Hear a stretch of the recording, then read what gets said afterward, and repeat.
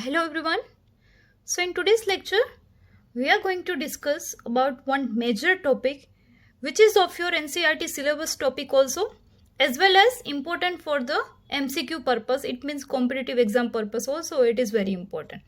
But before starting this whole topic, some few, or I can say few points for the MCQs are there which we are going to discuss first.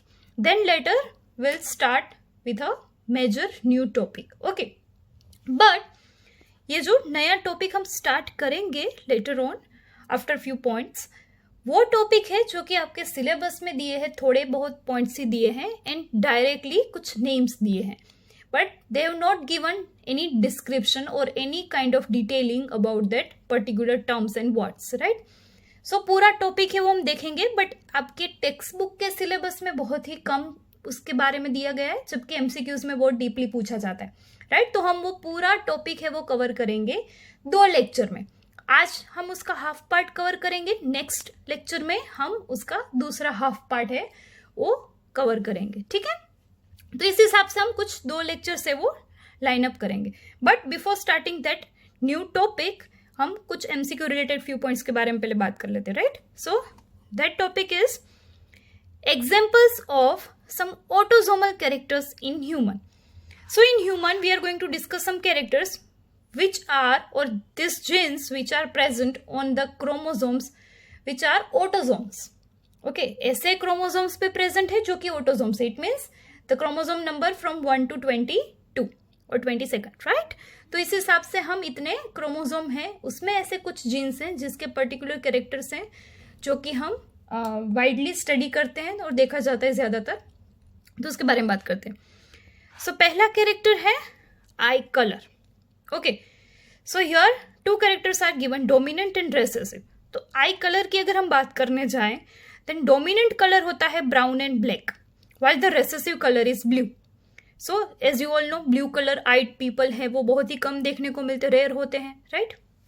क्यों? क्योंकि वो recessive character है. So mostly कौन सा show होता है? Dominant one, जो कि है ब्राउन एंड ब्लैक. तो ज्यादातर आप आई का कलर देखोगे in humans, then it is mostly either brown और ब्लैक, ठीक है. तो अगर 2 पेरेंट में से, इट मीन्स आइदर फादर और मदर, उनमें से किसी में भी ये डोमिनेंट कैरेक्टर है, यानी किसी की भी आई ब्राउन एंड ब्लैक है और सपोज दूसरे की आई है ब्लू, सो मोस्टली चांसेस है ये डोमिनेंट एलएलसी आने के, और मोस्टली डोमिनेंट आई ही होगी. यानी अगर दोनों में से एक पेरेंट की भी ब्लू आई है, then there is very rare chance कि उनके फर्दर जनरेशन में भी ब्लू आई है वो पास ऑन होगी. वो बहुत ही रेयर होती है क्योंकि वो रेसेसिव कैरेक्टर है, ठीक है. सेम वे दूसरा कैरेक्टर हम देखते हैं ईयर लॉब, जो कि डोमिनेंट कैरेक्टर होता है उसका फ्री, और रेसेसिव कैरेक्टर होता है फ्यूज्ड. इसका मतलब ईयर लॉब्स जो होते हैं वो मोस्टली हमारे चिक के स्किन के साथ अटैच्ड होते हैं, और फ्यूज जिसको हम बोलते हैं, और फ्री होता है जो कि है डोमिनेंट कैरेक्टर. तो इस हिसाब से ये कैरेक्टर है वो डिवाइडेड है. देन थर्ड है हेयर. सो हेयर में भी डोमिनेंट हेयर होते हैं curly hair, while the recessive character is straight hair. इसका मतलब अगर दोनों पेरेंट में से किसी एक के भी कर्ली हेयर हैं, देन उनके फर्दर नेक्स्ट जनरेशन में आइदर बॉय और गर्ल चाइल्ड जो भी हो, उनके हेयर है वो कर्ली होने के ज्यादा चांसेस है अगर दोनों में से एक भी पेरेंट में कर्ली हेयर थे तो, ठीक है, क्योंकि ये डोमिनेंट कैरेक्टर है. देन द थर्ड चिक, जो कि डोमिनेंट कैरेक्टर है डिम्पल चिक, while the recessive is normal चिक. तो ऐसा आपने नोटिस भी किया होगा बहुत बार कि अगर सेम दोनों पेरेंट में से किसी एक भी पेरेंट में ये चिक में अगर डिम्पल देखने को मिलता है, then there is most of chances, ज्यादातर चांसेस होते हैं कि उनकी ऑफस्प्रिंग में भी कहीं ना कहीं किसी ना किसी को चिक पे ही डिम्पल्स हैं वो देखने को मिले, क्योंकि ये डोमिनेंट कैरेक्टर होता है. ओके. देन है rolling of tongue. Dominant character है roller and the recessive is non roller. इसका मतलब क्या? तो टंग को हम ट्विस्ट कर सकते हैं, जैसे कि अगर आप लोग एक्सपेरिमेंट करो अपनी खुद की टंग पे, then you can twist it, right. हम टर्न कर सकते हैं, रोल कर सकते हैं उसको. तो वो डोमिनेंट है कि नॉर्मली हम लोग टंग को ट्विस्ट कर सकते हैं, but the recessive is non roller. इसका मतलब ट्विस्ट नहीं हो सकती है टंग, वो सीधे ही रहेगी, ठीक है. नेक्स्ट कैरेक्टर है RH फैक्टर, जो कि ब्लड में पाया जाता है, मोस्टली रेड ब्लड सेल्स के ऊपर पाया जाता है ये RH फैक्टर, और ये फाउंड हुआ था रिसस मंकी में। That is why it is called RH factor, जो कि हम ब्लड ग्रुप में जैसे कि बोलते हैं पॉजिटिव एंड नेगेटिव, राइट, चाहे ब्लड ग्रुप आउट ऑफ 4 कोई भी हो, यानी AB और O, बट हम उसके साथ पॉजिटिव एंड नेगेटिव ऐसे टर्म्स आपने सुने होंगे। Then this positive and negative is because of this RH factor.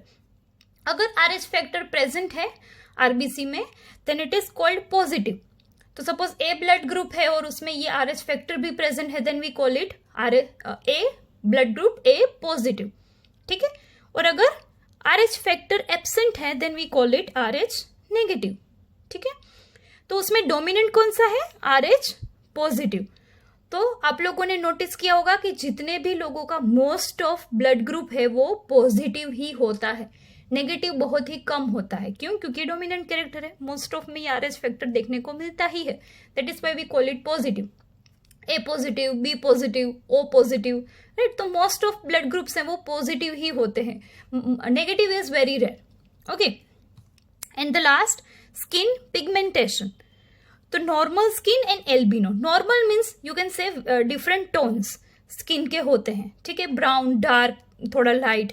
But the albino is, जो कि रेसेसिव कैरेक्टर है, वो है प्योर वाइट, ठीक है। सो एकदम ही वाइट स्किन जो कि होती है, स्पेशली इंडियंस की अगर हम बात करनी चाहिए तो वो रेसेसिव कैरेक्टर है एल्बिनो कैरेक्टर, जो कि एकदम से ही वाइट, जैसे कि डिसीज हो ऐसी कुछ आपको स्किन है वो फाउंड होगी, दैट इज एल्बिनो, ओके। तो वो रेसेसिव कैरेक्टर है जो कि बहुत रेयर देखने को मिलते हैं। इधर नॉर्मल टोन्स होंगे डिफरेंट स्किन के जो कि हैं डोमिनेंट कैरेक्टर्स, ठीक है। So this are some points for your MCQ purpose जो कि आपको याद रखने, ये कैरेक्टर्स याद रखने, जैसे कि आई कलर में विच of the following is dominant, ठीक है। तो डोमिनेंट कलर कौन सा होता है? तो MCQ में जो भी आपको ऑप्शन दिए हो 4 में से, उसमें ब्राउन और ब्लैक है वो सिलेक्ट करना है, क्योंकि that is the right answer, right. तो ऐसे MCQs के लिए ये पॉइंट्स थे हमने डिस्कस जो किए। Now we are going to study the main topic of today's lecture, and later on also in next lecture also we are going to continue this topic only, जो कि है म्यूटेशन, ओके। तो इस mutation के हम बारे में बात करेंगे, जो कि ये म्यूटेशन टॉपिक है। आपको ये 5th चैप्टर जेनेटिक्स का और नेक्स्ट 6th चैप्टर दोनों में भी कई जगह पे कुछ लाइंस, कुछ टॉपिक्स हैं वो आएंगे, बट हियर हम पूरा एक साथ कंबाइन पढ़ेंगे ताकि आपको इजी रहे अंडरस्टैंडिंग में, ठीक है। बाकी के कुछ एक्स्ट्रा पॉइंट्स भी हमने इसमें मिक्स किए हुए हैं साथ में। तो होल ओवरऑल जो कि आपको पूरी आपकी टेक्स्ट बुक की थियोरी है उसके रिलेटेड, MCQ रिलेटेड, और आपकी कॉम्पिटिटिव एग्जाम जैसे कि नीट, गुड सेट, एम्स, इन सब में आप इस टॉपिक को कंप्लीटली कवर कर पाओ, उस तरह से हमने ये टॉपिक है वो कवर किया है, ठीक है। तो ये पूरा म्यूटेशन है वो आप लोगों के लिए, यानी for the standard 11-12, for that purpose ये पूरा है म्यूटेशन का टॉपिक, वो इधर आ जाएगा, कवर हो जाएगा, okay. So let's start with this topic, mutation.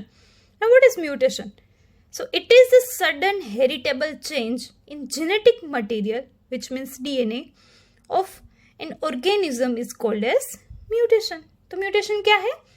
यानी अचानक से सडन कुछ चेंज हो जाना हमारी जेनेटिक सीक्वेंस में, यानी DNA सीक्वेंस में। तो वो क्या होता है कि DNA सीक्वेंस से सपोज चेंज हो गई, चेंज होने के बहुत सारे रीजंस हैं, वो कुछ रीजंस हम देखेंगे भी इस टॉपिक में आगे जैसे हम बढ़ेंगे, बट ये चेंज होने के बहुत सारे तरीके। बट अभी हम डेफिनेशन अगर पढ़ रहे हैं, देन म्यूटेशन इज कि जब DNA के सीक्वेंस में कुछ चेंज हो जाए, ठीक है, तो उसे बोलते हैं म्यूटेशन। और ये हेरिटेबल चेंज होता है, क्योंकि अगर जर्म सेल्स होते हैं यानी कि sperm cell and egg cell, उसमें अगर DNA में कुछ चेंज हो गया देन ऑब्वियसली वो पास ऑन होंगे नेक्स्ट जनरेशन में, जाइगोट बनेगा उससे।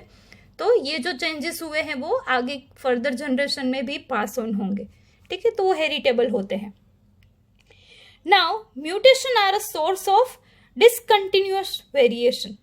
तो जो भी आप लोग ये वेरिएशंस देख रहे हो सारी स्पीसीज में, इवन इंक्लूडिंग ह्यूमंस ऑल्सो, कि जो भी जैसे कि हम आदि मानव के टाइम से अगर बात करें अभी तक के एडवांस ह्यूमन के बारे में, राइट, तो कितना इवोल्यूशन है वो हुआ है, कितने चेंजेस हुए हैं अपीयरेंस में, ठीक है, वर्क्स में, अंडरस्टैंडिंग में, ये सारी चीजें। तो ये डिफरेंसेस कैसे आए? That differences occurs due to the recombination and this mutation. Recombination है जो कि नेचुरली ही होता है, जैसे कि आपको बताया था मैंने टॉपिक में समझाया था, क्रॉसओवर होता है, क्रोमोसोम है वो अपने जेनेटिक कोड से वो एक दूसरे में थोड़ा पार्ट है वो इंटरचेंज करते हैं, क्रॉसिंग ओवर, राइट। तो वेरिएशंस तो नेचुरली भी ऐसे होता है। दूसरा होता है वेरिएशन का रीजन है ये म्यूटेशन, कि डीएनए की सीक्वेंस है वो चेंज हो जाती है। उसके बहुत सारे रीजन है, हम आगे देखेंगे कैसे हैं। बट नेचुरल सोर्सेस के थ्रू, कुछ डैमेजेस के थ्रू, कोई ना कोई तरीके से सपोज अगर डीएनए की सीक्वेंस है वो चेंज हो गई, देन ऑब्वियसली कुछ नए कैरेक्टर्स हैं वो दिखने को मिलेंगे उस स्पीसीज में। तो दैट इज हाउ ये इवोल्यूशन है वो हुआ है सारी स्पीसीज में। यानी पहले बरसों पहले वो जैसे दिखते थे वैसे अभी नहीं दिखते हैं, तो उसका ये एकमात्र रीजन है। एक है क्रॉसिंग ओवर जो कि नेचुरली ही होता है, दूसरा है ये म्यूटेशन। ओके, तो उसकी वजह से ये होते हैं evolution. So now only those mutations are heritable which occurs in germinal cell of an organism। जैसे कि मैंने अभी बताया, sperm cell and egg cell में ही अगर डीएनए की सीक्वेंस चेंज होती है देन एंड देन ओनली वो आगे की जनरेशन में पास ऑन होंगी। दूसरे अगर सोमेटिक सेल्स हैं जो कि बॉडी के दूसरे सेल्स होते हैं, उसमें कोई भी जेनेटिक चेंजेस आया देन वो उसी पर्सन तक सीमित रहेगा, वो आगे की जनरेशन में नहीं बढ़ेगा। जैसे कि मान लो स्किन सेल, उसमें कुछ डैमेज हुआ तो जिस पर्सन के स्किन सेल में डैमेज हुआ वो उसी तक ये सीमित रहेगा, उसी को कुछ चेंजेस होंगे, कुछ प्रॉब्लम्स होंगे, उनकी नेक्स्ट जनरेशन को कोई प्रॉब्लम नहीं होगा। पर ये कब होगा, जब कोई पर्सन के ये जर्म सेल्स, यानी अगर मेल है तो उसके स्पर्म सेल और अगर फीमेल है तो उसके एग सेल, उसमें कुछ ये चेंजेस आ गए सीक्वेंस में, तो बेसिक फर्दर ये दोनों सेल हैं वो फ्यूज होंगे और उससे जाइगोट बनेगा and then after comes foetus.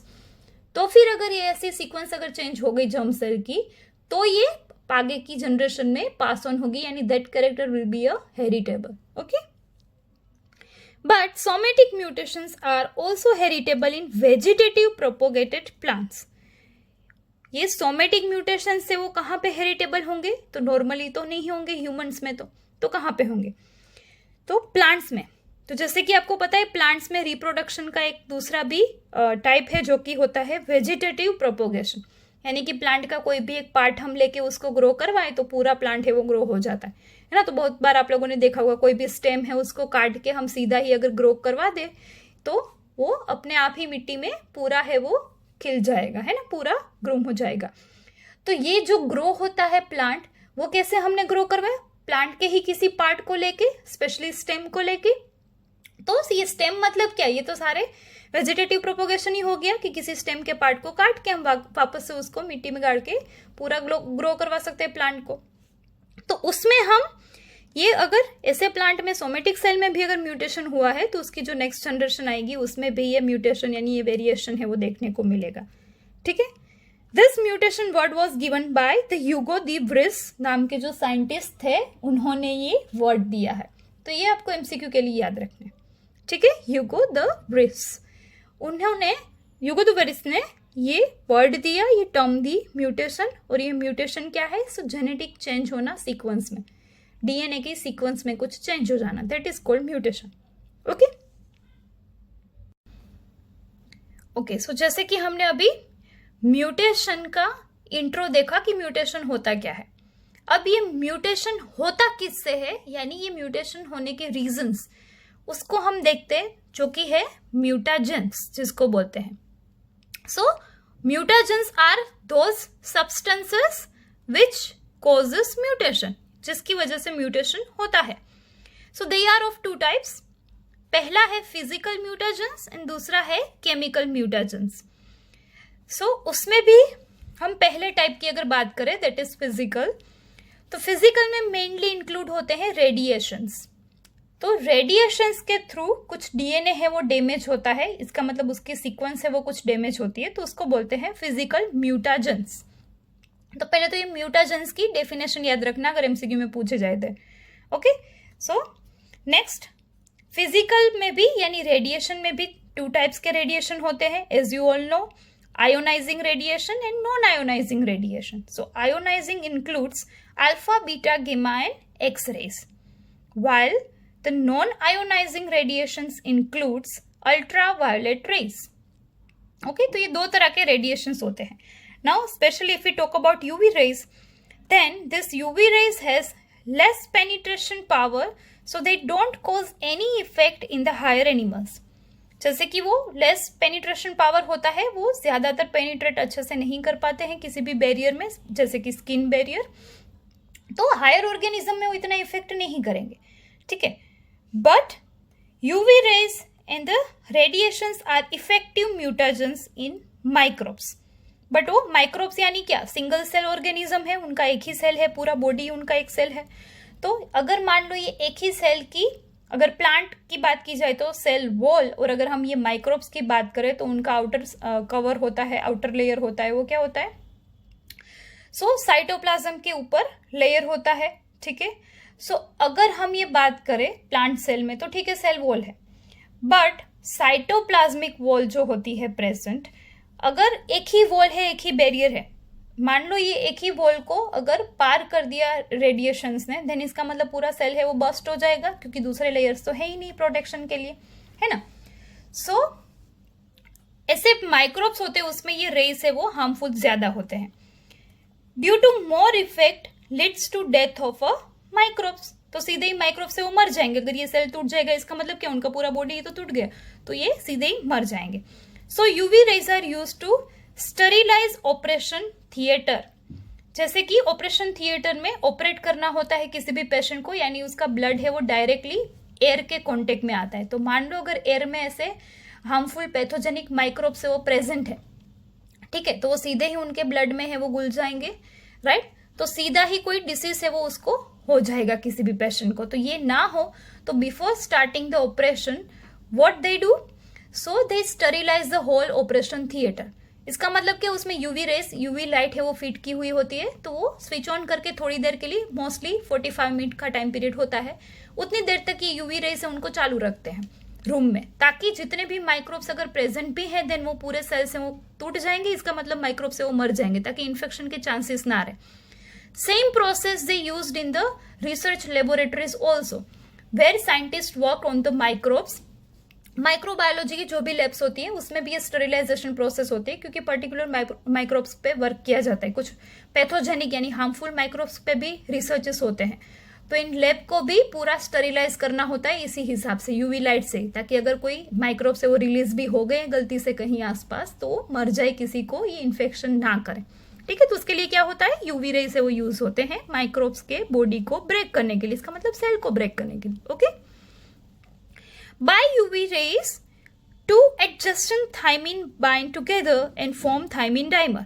So this is also one cause कि UV रेडिएशन अगर ज्यादा कांटेक्ट में आए तो जो सीक्वेंस में डीएनए की कोई सी भी सीक्वेंस में मान लो थाइमिन पास में आ रहे, adenine, guanine, cytosine and thymine, ये 4 नाइट्रोजन बेस होते हैं, तो उसमें मान लो ये थाइमिन 2 अगर पास में है और किसी यूवी लाइट के कांटेक्ट में आ गया कोई पर्सन, ठीक है, इवन वी ह्यूमंस ऑल्सो, तो क्या हो जाएगा, ये दो जो थाइमिन है नाइट्रोजन बेसेस वो एक दूसरे के साथ बॉन्ड बना लेंगे, जिसको हम बोलते हैं थाइमिन डाइमर, जो कि दिस इज कॉजिंग प्रोसेस होती है, वो कुछ ना कुछ हार्मफुल इफेक्ट है वो जनरेट करते हैं this thymine dimers. Clear. So this are the physical barriers जो कि उसमें आते हैं सारे radiations, ionizing and non ionizing. Clear, MCQ के लिए आपको याद रखना है। देन नेक्स्ट है केमिकल, जिसके एग्जांपल्स हैं, वैसे बहुत सारे होते हैं, इधर हमने कुछ फ्यू एग्जांपल्स हैं वो कवर किए हैं। पहला है मस्टर्ड गैस, जो कि सबसे पहले आइडेंटिफाई हुआ था एज ए केमिकल म्यूटेशन। दूसरा है nitrous acid which is HNO2। Third is alkylating agents, जो कि है 2, EMS and MMS, ethyl methane sulphonate and methyl methane sulphonate. तो ये दोनों भी अल्काइलेटिंग एजेंट जो कि म्यूटेशंस की तरह वर्क करेंगे, वो डीएनए के सीक्वेंस को हार्मफुल इफेक्ट है वो कॉज करते हैं। फोर्थ है एक्रिडिन एंड प्रोफ्लेविन डाइस, तो ये कुछ कलर्स डाइस होते हैं जो कि अगेन हमारी डीएनए के लिए हार्मफुल होते हैं, डीएनए सीक्वेंस को वो ब्रेक कर सकते हैं, कुछ भी उसमें चेंजेस है वो ला सकते हैं। Mostly mutations are harmful and sometimes they are lethal which leads to the death of an organism. lethal मतलब जो कि ऑर्गेनिज्म है अगर उसमें कुछ ऐसे चेंजेस आ गए जो कि लाइफ थ्रेटनिंग हो गए मतलब ऐसे जीन्स की सीक्वेंस चेंज हो गई जो कि बहुत ही जरूरी है सरवाइव करने के लिए। तो ऐसे जीन्स खराब हो गए, उसका मतलब ये ऑर्गेनिजम्स हैं वो सीधे ही मर जाएंगे, उनकी डेथ हो जाएगी। But sometimes they are beneficial which are use to obtain good varieties of plants and animals. It is called as mutation breeding. तो कई बार ये म्यूटेशंस अच्छे भी होते हैं, चेंजेस कुछ अच्छी क्वालिटी भी है वो बढ़ जाती है। जैसे कि मान लो हम प्लांट में अगर बात करें तो फ्रूट प्रोडक्शन है वो बढ़ गया, ऐसे जीन्स में चेंजेस आ गए जिससे ये प्रोडक्ट है वो बढ़ गई, तो वो तो हमारे लिए तो फायदा हो गया। तो कुछ ऐसे अच्छे भी म्यूटेशंस, अच्छे भी चेंजेस होते हैं सीक्वेंसिंग में, जिसको म्यूटेशन ब्रीडिंग बोलते हैं। ठीक है, तो इस हिसाब से ये म्यूटाजेंस के दो टाइप हमने देखे, फिजिकल एंड केमिकल। नेक्स्ट अब बात करते हैं टाइप्स ऑफ म्यूटेशंस, जो कि मेनली दो टाइप के होते हैं, chromosomal mutations and gene mutations. ठीक है, तो सबसे पहले हम ये चार्ट देख लेते हैं। आज हम सिर्फ बात करेंगे जीन म्यूटेशन की ही, ठीक है, क्योंकि वो शॉर्ट है तो लेक्चर के टाइमिंग के अकॉर्डिंग हम आज ये छोटा टॉपिक यानी जीन म्यूटेशन कवर करेंगे। क्रोमोसोमल म्यूटेशन है वो नेक्स्ट लेक्चर में कवर करेंगे। बट बिफोर स्टार्टिंग दिस, इन दोनों को हम पूरा एक चार्ट के फॉर्म में देख लेते हैं कि हम कैसे स्टडी करेंगे। So there are two type of mutations, chromosomal and gene. Chromosomal में क्या होता है, तो chromosomal mutation it means chromosome में कुछ चेंजेस होना, right. So change in number और स्ट्रक्चर ऑफ क्रोमोसोम, जिसको बोलते हैं क्रोमोसोमल म्यूटेशन। आइदर क्रोमोसोम के नंबर ही कुछ बदल जाते हैं, कुछ डिलीट हो जाते हैं, कुछ ऐड हो जाते हैं, या तो फिर उनका स्ट्रक्चर यानी आधा कोई पार्ट टूट गया, कुछ नया जुड़ गया। ठीक है, तो इस हिसाब से ये कुछ क्रोमोसोम में चेंजेस आना, जिसको बोलते हैं chromosomal mutation. Again it is of two type, heteroploidy और जिसको बोलते हैं जीनोमेटिक म्यूटेशन, और chromosomal aberration. So heteroploidy means क्या, चेंज इन क्रोमोसोम नंबर, और क्रोमोसोमल एबरेशन मीन्स क्या, स्ट्रक्चर में चेंज आना क्रोमोसोम के। ठीक है, तो इधर क्रोमोसोम का नंबर चेंज हो जाना, या तो क्रोमोसोम के स्ट्रक्चर में चेंजेस आना, नंबर सेम रहेंगे बट उसके स्ट्रक्चर में कुछ डिफेक्ट आ जाती। जिसके फर्दर टाइप्स हम देखेंगे, क्रोमोसोम नंबर में फर्दर दो टाइप है, euploidy and aneuploidy, while the chromosomal aberration यानी स्ट्रक्चर में चेंज होना, जिसके हम 4 टाइप्स डिटेल में पढ़ेंगे, deletion, inversion, duplication and translocation. ये सारे टाइप्स हैं, हम डिटेल में पढ़ेंगे, बट ये क्रोमोसोमल म्यूटेशन के टाइप्स ये सारे हम नेक्स्ट लेक्चर में पढ़ेंगे। आज हम क्या पढ़ेंगे, जो कि है दूसरा टाइप, जीन म्यूटेशन, जिसके दो टाइप हम अभी देखेंगे। पहला है सब्स्टिट्यूशन एंड दूसरा फ्रेम शिफ्ट म्यूटेशन। ठीक है, सो टाइप्स ऑफ म्यूटेशन मेनली दो, क्रोमोसोमल एंड जीन। क्रोमोसोमल के ये सारे टाइप्स हम नेक्स्ट लेक्चर में देखेंगे। आज अभी देखेंगे हम जीन म्यूटेशन के ये दो type, substitution and frame shift mutation. Okay, so सबसे पहले हम देखते हैं जीन म्यूटेशन का first type, substitution. Now what is that? Substitution किसे बोलेंगे? So it is a replacement of one nitrogenous base by another nitrogenous base is called as substitution। Change हो जाना, जैसे कि पूरी डीएनए की सीक्वेंस है, उसमें जस्ट एक ही कोई, अगर मान लो कोई नाइट्रोजन बेस है, वो चेंज हो जाए किसी ना किसी तरह के, तो हमने म्यूटेशंस देखे कि कौन कौन है वो इफेक्ट करता है डीएनए की सीक्वेंस को। ठीक है, तो उनमें से मान लो कोई भी रीजन हो, डीएनए की सीक्वेंस की कोई एक न्यूक्लियोटाइड है वो चेंज हो गई, जैसे कि मान लो टी की जगह पे ए आ गया, या तो जी की जगह पे सी आ गया, कुछ भी।